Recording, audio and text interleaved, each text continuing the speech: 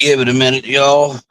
Give it a minute before I start in. Just hang with me. I know jumping on here right as I start can kind of get annoying with patience and stuff, but I want to just give it a minute, see if I can get a couple more on. And you know me, I don't wait too long anyway. So tag some people, share it to GBR if you would. Hoping Ben Owen catches this because he kind of inspired me to talk about this a little bit, even though God put this on my heart. I think Tuesday evening to do this one. Good afternoon, Sherry. Good afternoon. Looking forward to our Bible discussion tonight. This is glad everybody's on here. Comment, let me know who's on here, y'all. I can't see any names unless you comment. But if anybody would care to share this out to GBR, I don't care if it gets shared multiple times. That's fine. Appreciate it. I haven't learned how to share it while I'm live, so I don't look forward to this one. This, and because I know a couple things that I have to talk about and say, but as far as the content of it all, entirely sure. So we'll see. Pray for me. And anybody else jumping on, just leave me a comment so I know who's all on here. I'll give it another minute.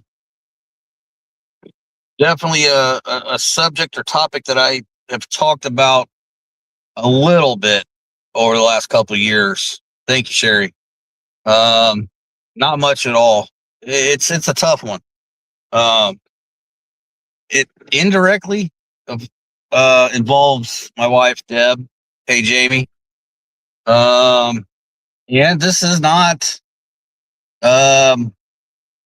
something I really would choose to talk about or kind of even want to, but we got a break coming up. We're going to take a week's long break from GBR, the meetings and everything. I will be doing the on the spot with Earl Curtis Kirkendall this Sunday, but other than that, we're going to be taking a break until next Thursday.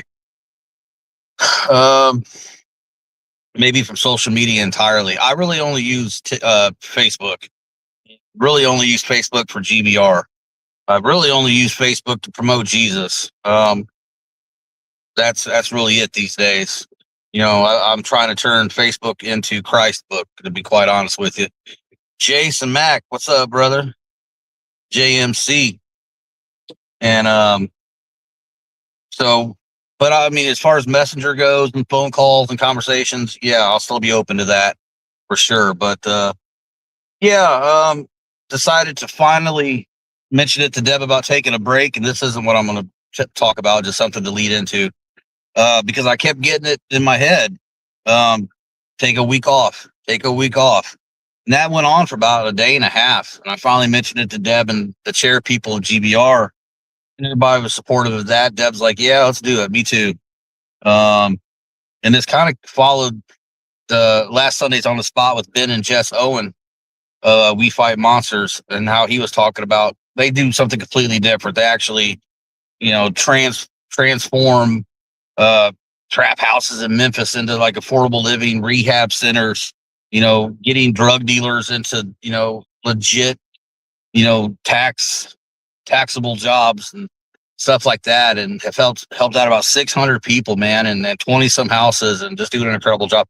That's work. That's 100 hours a week that he puts in besides his own personal businesses. And I mean, they're really boots on the ground, literally. And you know, and what me and Deb do, isn't anything remotely close to that, but it helps, and it helps us. And getting too much of something good could turn out, a little bit idealistic, a little bit burnout, hard to pour out from an empty cup. If anybody knows me by now, they know I put a lot into this because God demands a lot of me. So I kept take a week off. Finally decided to do that. Haven't had that thought run through my head since. So I know that was from God. But this followed. Talk about this specific thing in 2023. And I didn't want to. I've hesitated. I don't think it's disobedience necessarily. He knows I'm going to do it, but I like to let time go by a little bit to clear my mind and get some other things out so I can give him my full attention and obedience. Thanks, Kristen. Let me pray in before I do this. And like I said, y'all, I'm not the same person that you're going to hear about. And I take no credit for that. I can't. That's all God's doings. So whatever comes out, I don't know. I got a couple ideas, and the rest God will just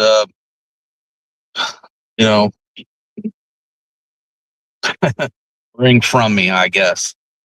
Father God, Lord, I sit here humbly, obediently, to share what you want me to share today about my doings, activities, choices, behaviors in 2023. I've poured out, shared out, purged myself for quite a while, for the first year or so, knowing that there was never a cap to that or an end to it. And whatever you need me to speak on for somebody else's benefit as well as my own, I'm willing to do and must do and choose to do. Just guide my words today.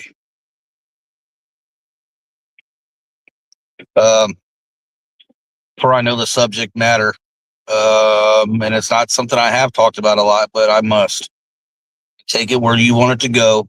Give me the words that you want others to hear and myself, and let them benefit somebody else on their journey and with wherever they're at today, whether they're struggling with something or celebrating something.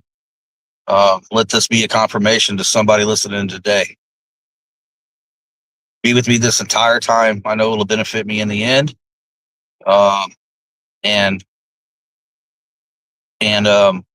create some space for some other really good things to take place in me and for you to bring upon me. I just ask for your guidance, your love, and your leadership. Be with everybody that's listening to this today or listening to it afterwards. Bless them, Lord. Keep leading, providing, and prospering them. I say this prayer boldly but humbly in your holy Son, Jesus' name. Amen.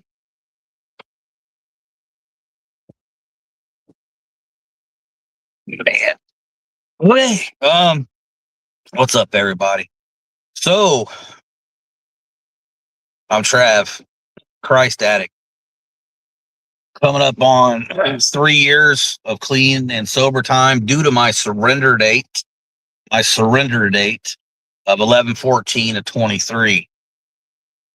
Spent the first year and a half doing lives, testimonies, purging myself, not just of 2023, but of who I always was, mostly the negatives.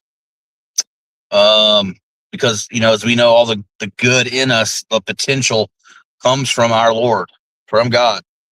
I squandered many talents and gifts and skills, time, many relationships, whatever.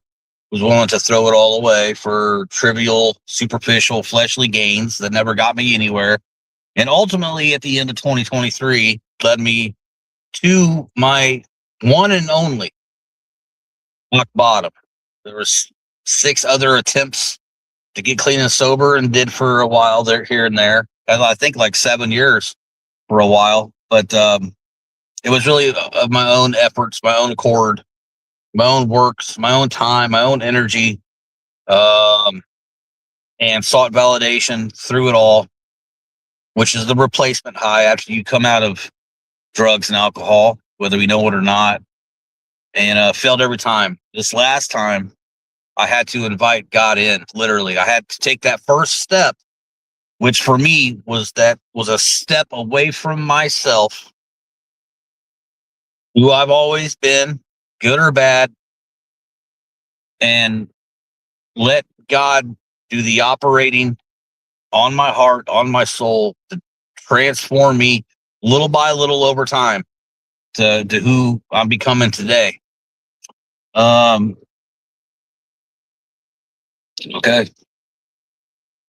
2023 was something else. It was a rough year, but I made it tougher on myself than I had to. What's going on, Shauna? Um, Me and my son had a pretty big falling out, a huge argument. We kind of reconciled, and that bridge was rebuilt, I thought, pretty solidly. Um, in like the fall and winter of 22 into 23. Then all of a sudden, the wall got built back up out of nowhere, to my surprise, and I wasn't going to get to hang out with my granddaughter that summer. And me and him had a really big fight. I said a lot of horrible things. I even wished relapse on him, which ultimately ended up happening. Um, I've been able to forgive myself for that since, and said a few other choice things. On top of that, one of my closer buddies who had battled addiction uh, ended up ODing. And then my best friend, best buddy at my work, ended up suddenly dying as well about a week or two later. Me and Deb weren't in a really good place. I was really kind of bored and monotonous of my life. I hated work. So I decided one day to get a couple drinks, just some airplane bottles, drink them in the living room, take the edge off, whatever, make me feel like I could get through the monotonous robotic motions, because it was still a life that I loved and was grateful for, but I felt like I needed something else. Um, and I guess it seemed to work for the time being. And then, so I kept doing that off and on, maybe a couple times a week. And then one night I think I had a little bit too much in me and decided to get some cocaine. There's a guy down the street that I worked with, family friend, who was just outside mowing one day, and I was walking our dog, and I was pretty buzzed, and decided, hey, I'm just going to ask this guy. And I was not serious at the time. I was buzzed, and I just thought me saying this sounded like it was going to make me sound cool or whatever. And I asked him if he could get some stuff. Like, unhesitantly said, yeah, what are you looking for? So that threw me off. I was completely expecting him to say, oh, no, I don't do that, or don't know you well enough, don't want to do that. You don't want that in the house. Da, da, da, da. He knows Deb and wouldn't do it, right? And so when he said, yeah, that really surprised me. And so instead of being like, oh, no, I was kidding, I don't want anything, and just go ahead and keep walking the dog with that buzz and everything else, and wanting to avoid the awkwardness, I told him what I wanted. And he's like, okay, and here's the price, and you get back down here in a little while. And so I did. And that started it all. Started off real slow. Earlier that day, I went and got a hibiscus and a hydrangea. And after about 6 o'clock, 7 o'clock that night, I had partaken in a little bit of that he got me. And I was like, oh, I'm going to go plant these plants. And I did. Seemed a little odd at the time, probably, to do that late at night. I should have been the first sign, but it wasn't, Um, And then, of course, I was out of here in November, middle of November. So I didn't get to like take care of them and chop them down or nothing like that, like you're supposed to do. So I thought they die off. And the next spring, after God, brought me back to the house and reconciled this relationship, I started seeing both those plants bud and knew that they were going to live. And that's always been really cool for me to see that. So that's just a side note. This is what I guess I want to be talking about, is how this is just my belief, y'all. I don't debate the things I believe. There's no point in that. This is what I've come to understand. This is what I feel God has told me so I can understand myself better. Addiction is not a disease. It's a diseasement. It's a spiritual malady. It's a choice decision to choose other things other than God.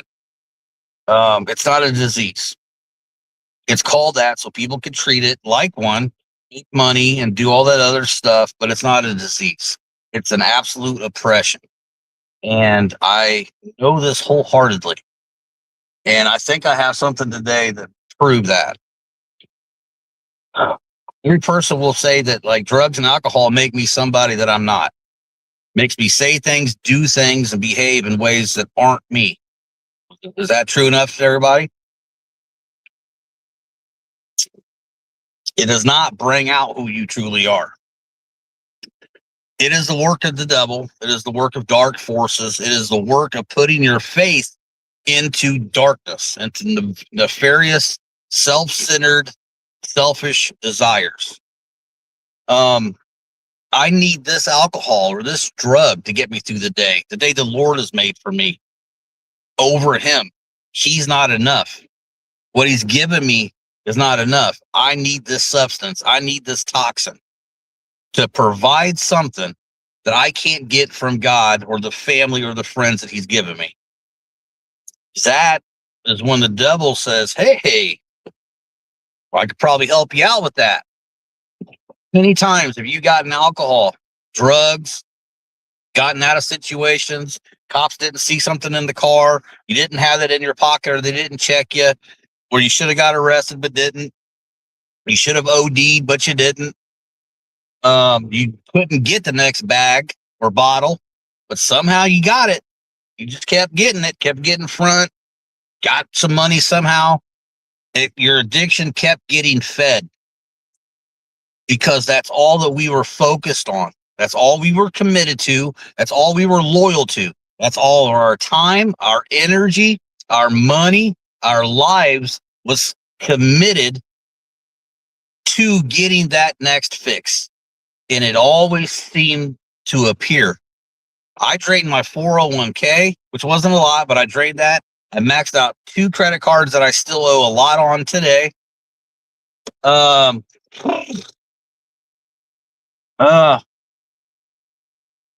There's no disease that would make me do that. There's not a cancer in this world that's going to make me do things like that. That's just a little bit of it. Here's the kicker.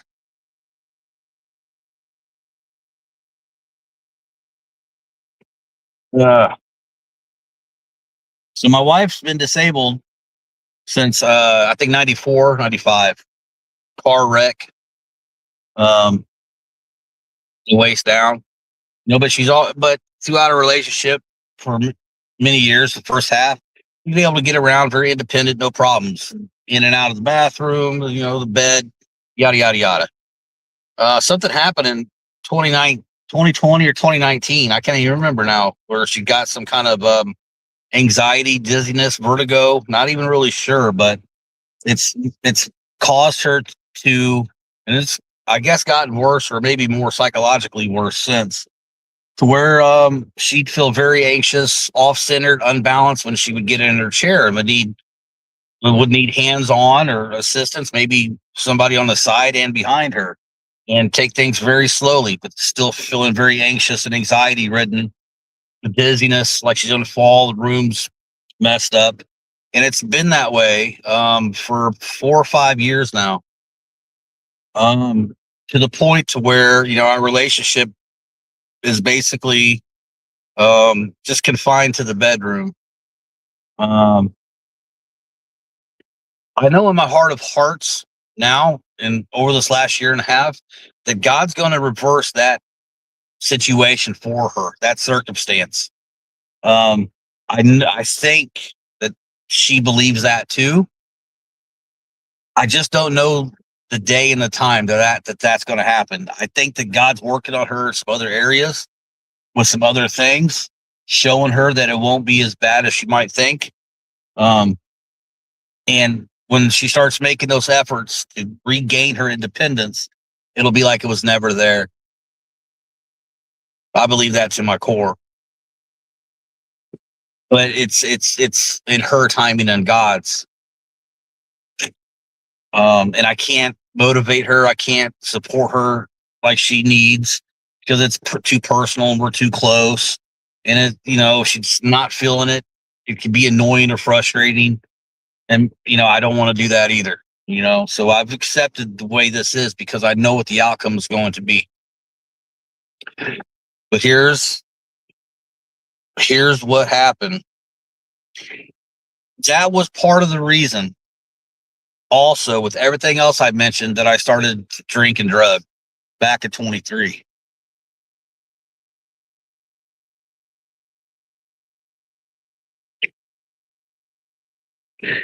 Because I couldn't enjoy our relationship anymore. We couldn't go for walks. We couldn't sit outside and have coffee. Couldn't go for rides. Couldn't go to Walmart. That was gone. It was just me and her. Me throughout the house, her in the bedroom. It bugged the hell out of me. On top of everything else. But what my addiction caused me to do, um, with that excuse to start using,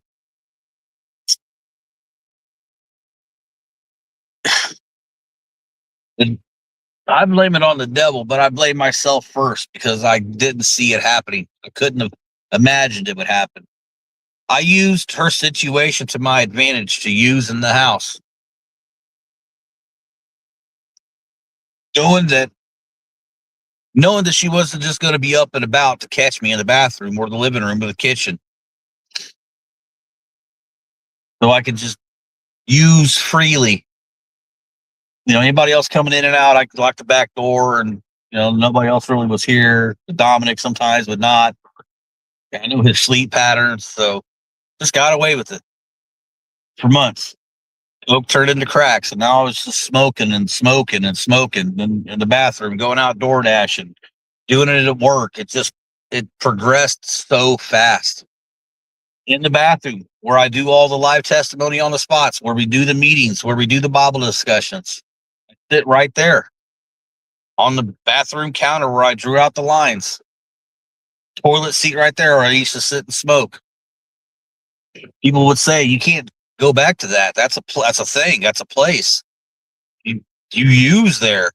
Well, it's not bothered me or hindered me once because I have God over myself this time, guiding me, protecting me. Not just my efforts. Oh, it's my house. That's gonna be okay. I did drugs and drink other places. Da da da da da. Without God being at the center of my life, not just my recovery and sobriety, but my life, He allows me to see things for what they were, but to not get to where they devour me anymore. You know, I participated in a lot of evil. So I'd go in the lies and the deception that I fed her on a daily, nightly basis, just smoking and being right around her within minutes, or did cocaine for a few months, but then my nose got messed up pretty bad, which we both kind of agreed to just blame it on allergies, blowing out pieces of my septum and everything else. I believe God had her eyes and ears and scent blinded and her son and whoever else from any of that stuff going on, because God knew that I had to reach the end of myself and reach the end of my addiction. It had to get to the worst that it could get before it gets better eternally. That doesn't mean that I don't regret it, but I don't regret how God used it to get through to me, to get me to set up my altar of surrender on top of my rock bottom. I have not moved from my rock bottom since that day. I just set up, developed, and established my altar of surrender. If I have one rock bottom, it was 11, my son's birthday, by the way, of 2023. 11/14 of 23 was my first full day of being sober and clean. And I went into rehab that day, the 15th. Now here I am trying to tell you and plead with people to not just let yourself and other people tell you that addiction is a damn disease, because it's just not.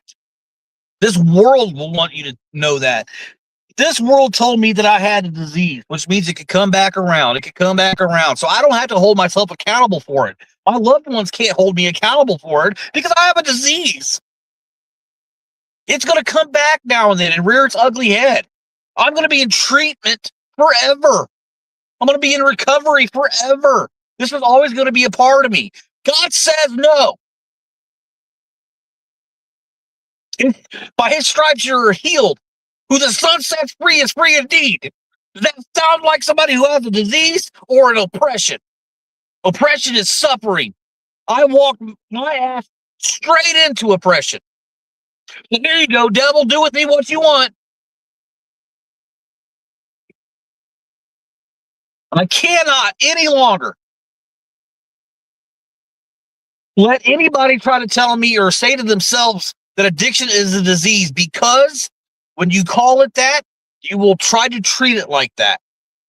Now, there are certain aspects of it that you need to go get some physical, medical treatment, some detox. I understand that it can mess up the brain and the body. I get it. Okay. But to stay in that mindset to where you got to be in recovery forever, that once an addict, always an addict, is horse crap.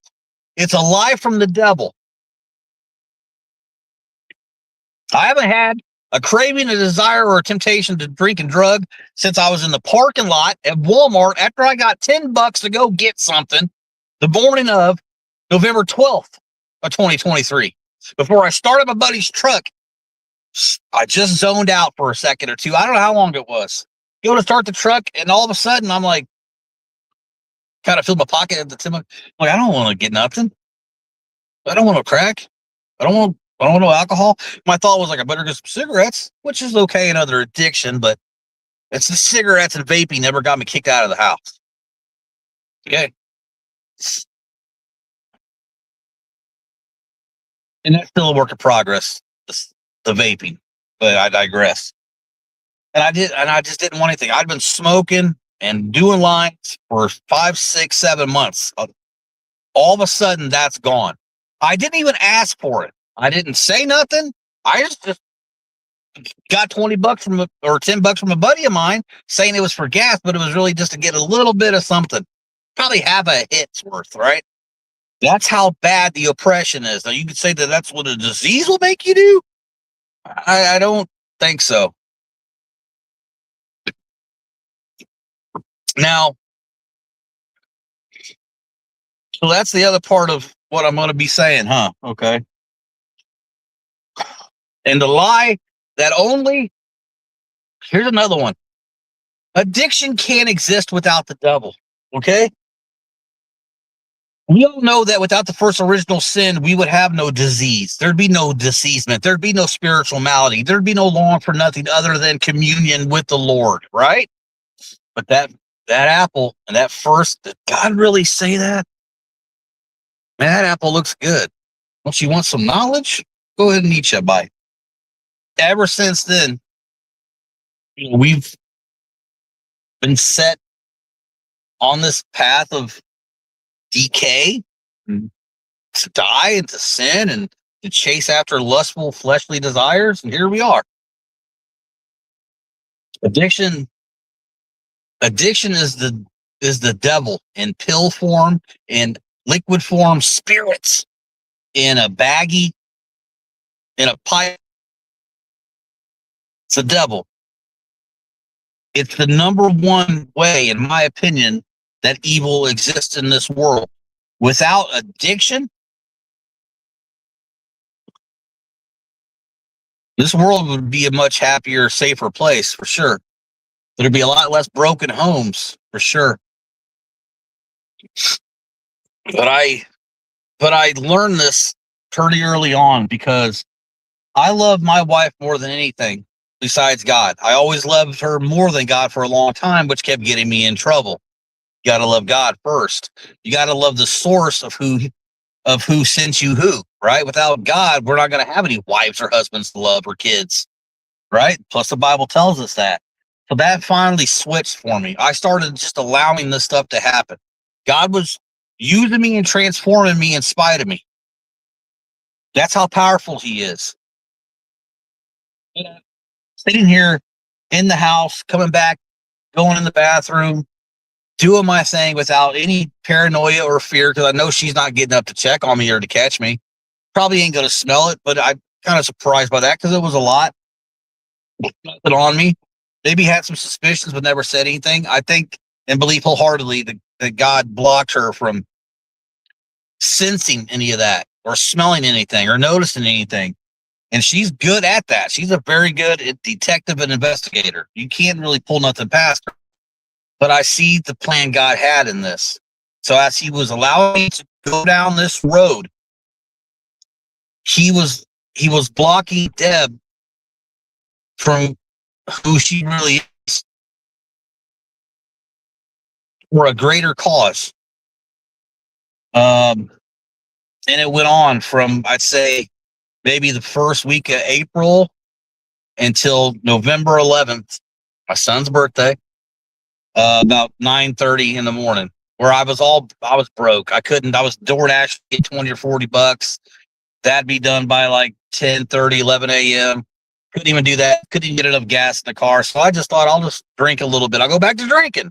Give me a couple of airplane bottles like it all started. I'll wean myself off. This will be fine. And then what? To deal with the credit cards and the no 401k, the no job that I left. I drank a little bit too much that morning, kind of passed out. She smelled it on me, called her son over. He called the cops. I left. Into one of my using buddy's place. He smoked for a while, all that he got tired of me, wanted to ditch me. So about 10 o'clock that night, I was just in a garage by myself on Delavan Street and saw some jumper cables. Was going to end it literally. And then I, got a text message from the person that I borrowed the $10 from the next day, ironically enough. Which I never get any text message or nothing that late. He didn't know nothing. So I told him a little bit about it. It kind of shook me out of it. He's like, we'll talk in the morning. Because he had to work at 6 a.m.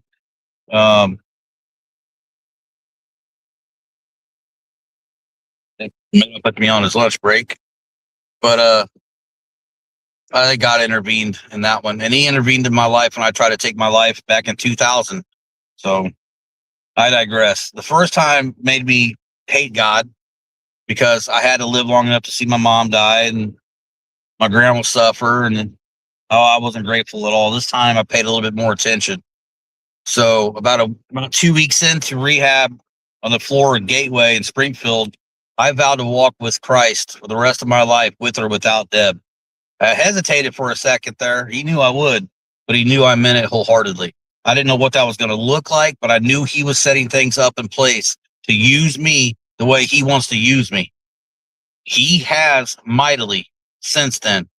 I've gotten better with a lot of stuff. He's revealed things to me that I got wrong years ago in my past, in my childhood, that I blame myself for, that caused me to chase after things that I should have never had any interest in, that was only detrimental to me, that I never had any business having any interest in or wanting to have around me or in me.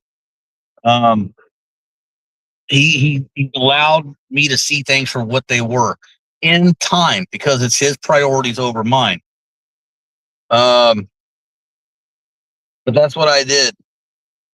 That's how quickly that addiction turned me into somebody that the devil was controlling, using my wife's condition and situation to my advantage, knowing that she wasn't just going to pop up and be able to see me doing anything, which before was a reason that I was depressed and upset. That's not a disease, ladies and gentlemen. That is oppression from Satan himself, period. It causes you to do things you would never do sober, even with a gun to your head. It's way more. Oh, yeah, will not answer you. And I understand how many people will call it a disease and da da da da. But like I said, it always gave me an out because I'm like, look, if I slip up, it's a disease. It's going to come back around. This is a lifelong battle. So yeah, I drank a little bit. You know what day it is? I lost so and so 16 years ago, so it's a tough day. Blame it on the disease. Not really my fault. You're going to be mad at me because I got a disease. It sets us up a loophole. If you call your addiction a disease, you will always have a subconscious loophole set up for yourself to use whenever you want. Good day or bad day. And if your loved ones get mad at you, you can be like, well, I'm sorry that I have this disease called addiction. My bad. Does that even, because that's the way it would be. Does that sound responsible, mature, or accountable? You're lacking something. You're turning away from the source. And you're not even going to the resources, you're going to these toxic chemical substances to provide something for you that can't even come close to comparing to what God can do. The feelings that God can give you. Okay? It's an oppression. Every time you smoke, every time you pop a pill, every time you twist a cap, every time you light a pipe, you're giving in to the devil. Every time. Every time. Every time. We use the drugs and the alcohol until what? They end up using us and owning us because we're kind of really trading our souls for that next fix, that next sip, aren't we? It quickly becomes once a week, on the weekends, once or twice a week and the weekends, 3 days in a row, 5 days in a row, 7 days in a row, starting at noon, starting in the morning when you wake up till you go to bed, 24/7, 365. You don't have any life anymore. You have an existence that is controlled by the devil through your addiction, which is a pure affliction, but you walked into it unknowingly. And how in the hell can we walk into it knowing that we lost so and so in our family to ODing? We lost, a brother or sister, a family member. My dad was a drunk his whole life. I seen what alcohol does, but I still choose to go drink. How is that a disease?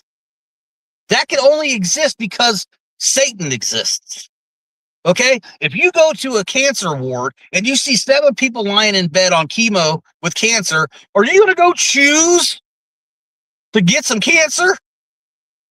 It's not a disease. It's oppression. We walk right into it because the devil is the god of this world. And our flesh and our minds think that we got to have something else to escape, to fit in, to feel something, to numb out, to have somebody notice us so we aren't so nervous, so we can have a little bit more energy at work, so we can do the chores after work, so I can be more funny and present with the kids, whatever it is. If we don't go to God with that need, We're going to turn to the world and the things of the world. And who runs the world but the devil? And he'll give you exactly what you think you want. And it'll work for a little while. Yeah. Until all that bait on that hook's gone and you're just left with the hook. And he reels you in. That's oppression. Addiction is not a disease. Addiction is oppression. And as soon I pray, Lord, let somebody please hear this and be like, holy, you know what it is. Because as soon as you break that wall down that has addiction is a disease on it, it'll just surround you your whole life. You're going to be chasing it and chasing it and chasing your recovery like you chase your drugs and alcohol until what? You exhaust yourself, you fall down back into it. You walk with Christ. He will provide all your needs. He will protect you. He will show you signs and wonders. He will wrap his arms around you. You will need for nothing. You will not long for this world. He will replace everything you lost or threw away.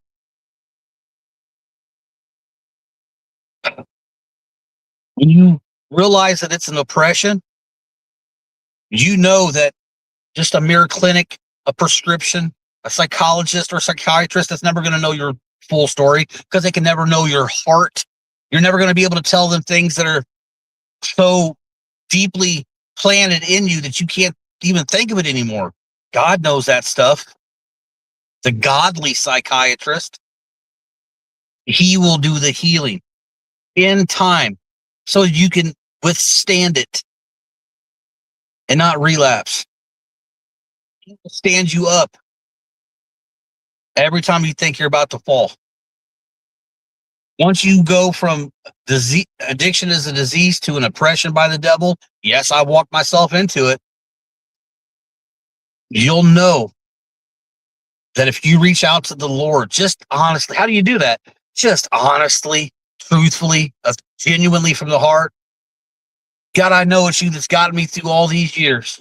I know it's you that's loved me and forgiven me in times where I didn't deserve nothing but punishment and maybe death.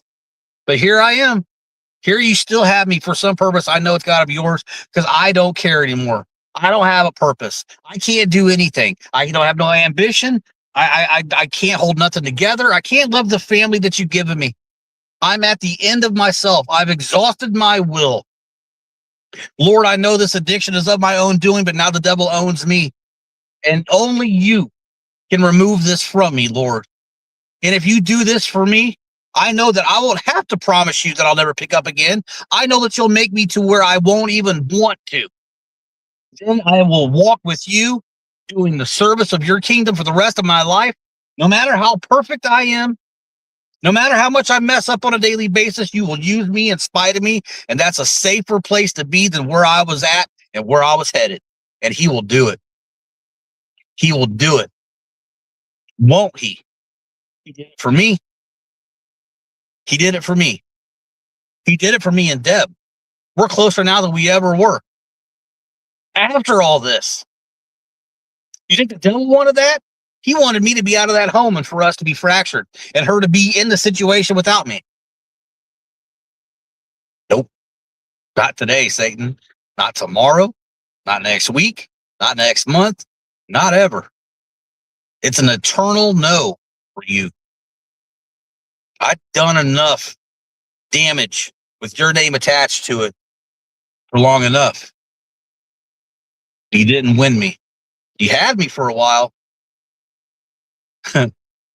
But God. So that's my proof.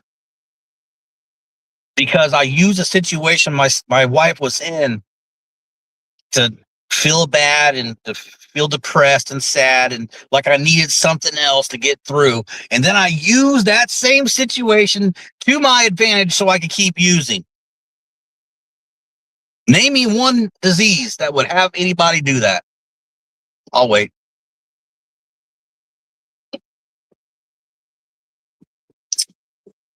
Name me an entity that might cause that to happen.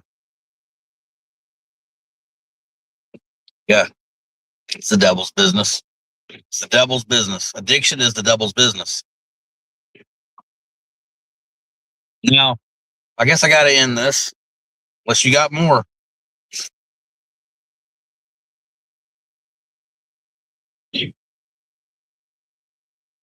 Me and Deb's been doing this for a while now. We do 4 or 5 meetings a week.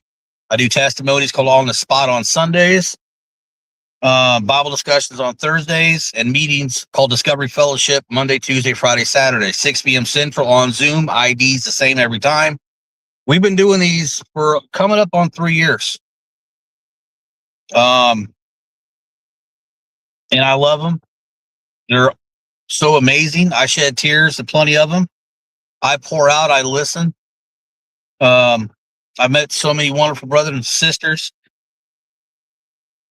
You know, I wasn't able to experience and have this at my local AA meeting or even CR to be for that matter, but to each their own. That's just me. Okay. So God created this group, these meetings, these testimonies. It's all his doing.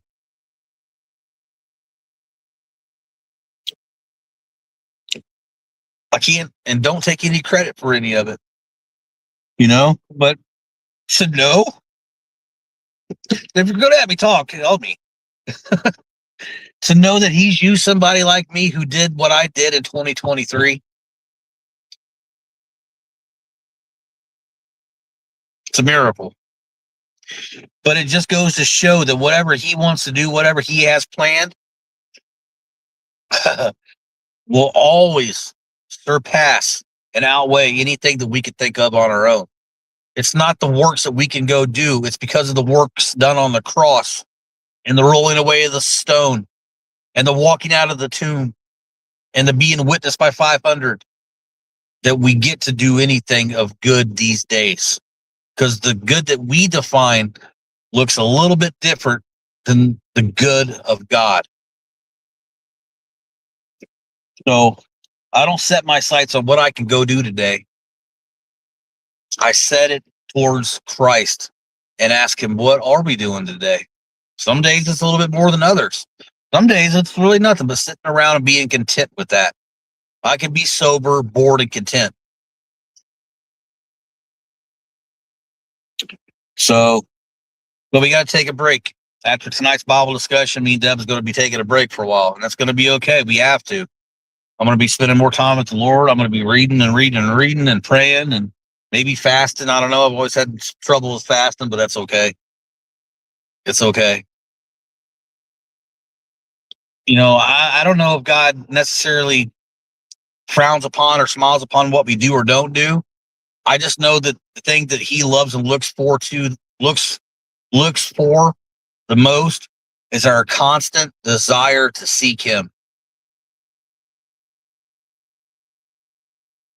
And to know that all that we have is from him. On my best day, my worst day, my cup being pretty dry day, I still know and seek him. Because he will never leave or forsake me. Even in 2023. He saw what I was going to do. He allowed me to do it because he knew what the end result was going to be. He had to allow the worst thing I ever done, a horrible situation to happen. The risk of a beautiful relationship that he brought together to break. And for all appearances, it should have. But God had other plans. I have not repaired this relationship. I have not, I think, made proper amends. I haven't made promises. I told Deb in the beginning, like, I'm not doing any of that stuff. I'm just going to go with what God's telling me to do, and I got to develop that. And this is something different. And just going to have to, will you wait and see? And she said, time will tell. That was in like December of 23. And today, time still will tell. And time has told a pretty good story since. And I'm grateful to God for that. And I will walk with his son for the rest of my days. I fear nothing. Anything he wants me to do, anywhere he wants me to go, Anything he wants me to say will be done because it's his will over mine, his priorities over mine. I don't know exactly what he's going to be using for tomorrow or next year or whatever, but as long as he has me alive, he can use me for whatever he wants to use me for the greater good of his holiness and his kingdom. I think that's all I got. And that'll never stop. I will never use him to try to make any money. There will never be any grifting taking place. I will never call what me and Deb do our ministry, because ministry starts right here in your heart and in your home, and everything else reflects that. It's truly, if you're doing God's work, you're doing the ministry of God. I don't personally have a ministry to call my ministry. It belongs to the Lord, y'all. What he has us doing is administering to others. But for me and Deb to call it our ministry, it just doesn't, I mean, to each their own, but to me and Deb, it just doesn't sound right. I never chose to do this. I'm allowing it to happen. So it's not my or Deb's ministry. We are simply doing the work that God wants us to do. And it may look completely different to anybody else doing what they're doing. To each their own as God leads them. I'll never be perfect. I don't have to be perfect. I like that. But I'm striving to be, and I care to be. The more I keep my eyes on Christ, the more I'll be convicted to hate sin and to keep walking away, stepping away from my old self. Because that only exists now, so God could use it for a testimony to reach somebody else. Amen. All right. Thank you all for listening to me so much. Glad so many people jumped on here. Okay. And I thank you all so much. Come to the Bible discussion tonight, 6:00, GBR style, God-based recovery. We're going to be in chapters 10, 11, and 12 of the book of John. And then after that, that's all you'll be seeing of me until next Thursday. So much respect and love to each and every one of you. I hope by now that anybody that's seeing this or hearing me talk for the first time knows that I don't get on here wasting anybody's time, especially the Lord's, by telling you something I don't firmly believe. And if it changes tomorrow, I will come on here and give you the update. But I just speak from my heart because my heart truly belongs to the Lord. I bless you all. I hope you have a blessings and breakthrough type of evening. And come fellowship with us tonight if you can. Everybody, till then, stay tuned, stay blessed, and God-based.